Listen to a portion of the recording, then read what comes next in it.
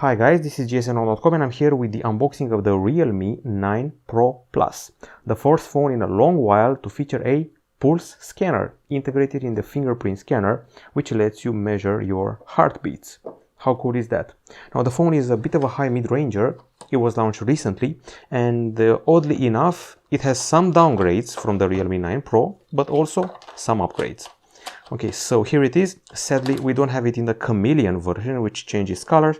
We have it in sort of a black-blue hue, which is still pretty nice, but not a chameleon. Okay, so Realme 9 Pro Plus. What are we dealing with here?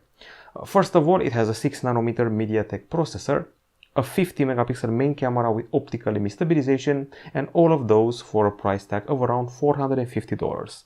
Bonus, 4500 mAh battery with 60-watt charging.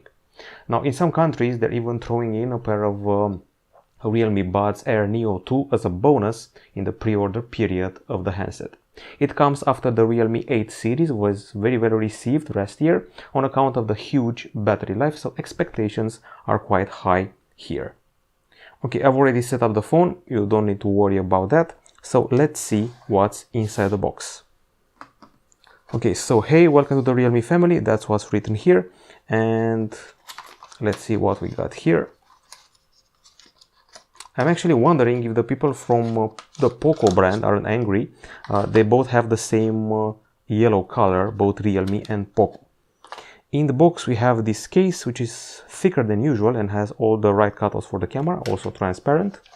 Here we have the key used to access the slots, a bunch of documents like the quick guide and possibly the warranty. Okay, then we go further into the box and find a hefty charger with the Super Dart technology. Here we have an USB-A connector, and this is a 65-watt charger, even though the phone itself charges at 60 watts. And of course the cable, which goes from USB-C, which you can see right here, to USB-A, which is hidden in here. That's pretty much it. That's all we have inside the box, and I think we have enough for the price we're paying. Okay, so Realme 9 Pro Plus, they're actually expanding the series, no longer stopping at the Realme 9 Pro. Okay, so the first impression, the phone is pretty narrow and tall. At the same time, I find it pretty easy to wield with a single hand, so there's that, on account probably of the fact it has the already famous diagonal of 6.43 inches.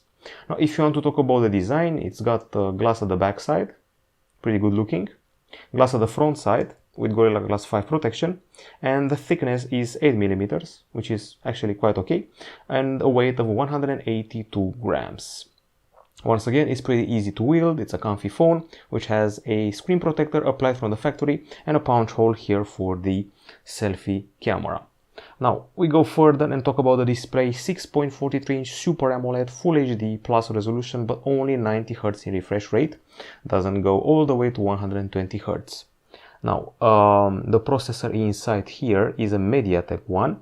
Is the MediaTek Dimensity 920, also present on the Redmi Note 11 Pro Plus, the China version, and the Vivo V23. It's a 6nm processor, octa-core, accompanied by 6 or 8 gigs of RAM. We have the version with 6 and also 128 GB of storage. There's also one with double that amount. No microSD, in case you were wondering. We go further and find a 4500 mAh battery with 65 watts charging. On paper, we're being promised a full charge in 44 minutes, which is actually not that bad. Quick glance around the phone, and we see here a microphone at the top side. While at the bottom we have the speaker, one of the two. We have a stereo speaker system. This is the USB-C port, this is a microphone, and this is the audio jack. Now on the connectivity front, this handset will provide you with the Wi-Fi 6, 5G, Bluetooth 5.2, GPS, NFC, and then USB-C 2.0 port. Let's actually confirm the NFC thing, so I'm not speaking out of turn. Yes, NFC is indeed available here. Okay, I mentioned before that we have a fingerprint scanner in the screen. You can see it here in action, and let's actually show you the other cool feature, heart rate measurement. Okay, so place your finger gently on the fingerprint sensor. The reading takes about 15 seconds. I would say it's pretty accurate comparable to what a fitness bracelet offers. You have to input here your time of day, and here we have the other readings. I noticed a tendency to slightly show less than expected. There are situations when I'm definitely more hyped or amped than the pulse shows. So it's just, I would say, an initial technology and will be developed in the future. Now, aside from that, I think it's time to get back to the other specs. For the selfies, we have a 16 megapixel shooter. I'm willing to bet it's the same one from the Realme 8 series, while at the back side, things are changing. It's a triple camera with quite the setup. 50 megapixel main camera with a powerful Sony sensor, with face detection, autofocus and optical image stabilization. There's an 8 megapixel ultra-wide shooter here as well, and this tiny fellow 2 megapixel macro camera and LED flash. There's a lot of dust collected here. No matter how hard you wipe the camera area, it's very hard to get the lint and dust out. It's a magnet for that somehow. It shoots 4K video at 30 frames per second, and a quick glance at the camera UI doesn't reveal any surprises. You know the options that Realme provides.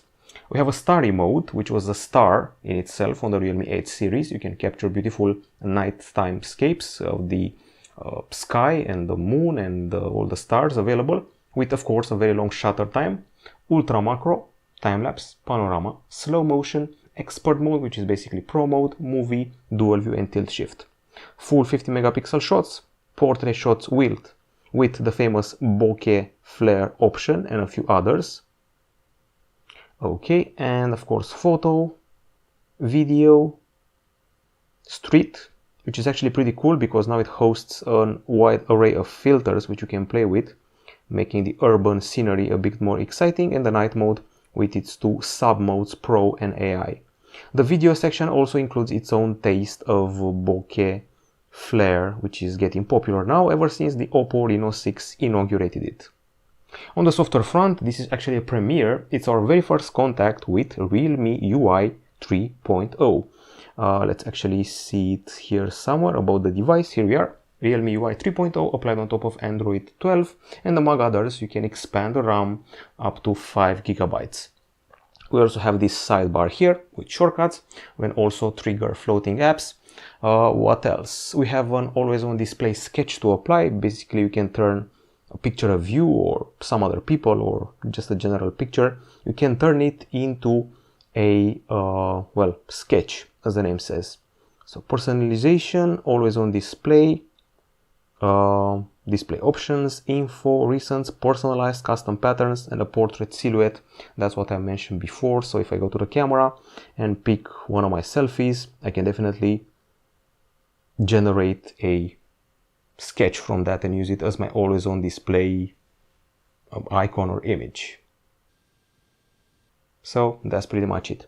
Okay, I won't apply it, I'm not that narcissistic. And going further than that, I also have to say that we have a dark mode here, obviously, and the overall interface is a bit more colorful and snappy than the previous Realme UI. Okay, so this has been the unboxing of the Realme 9 Pro Plus. It promises a lot, especially in the camera department, and we have taken quite a few shots, and as you can see, a lot of benchmarks here. We've done our fair share of testing, nighttime shots and more. It's a very easy to handle phone with one-hand usage, and I can already tell you it has quite the battery life. That's it from us. We'll be back with a full review pretty soon. Goodbye.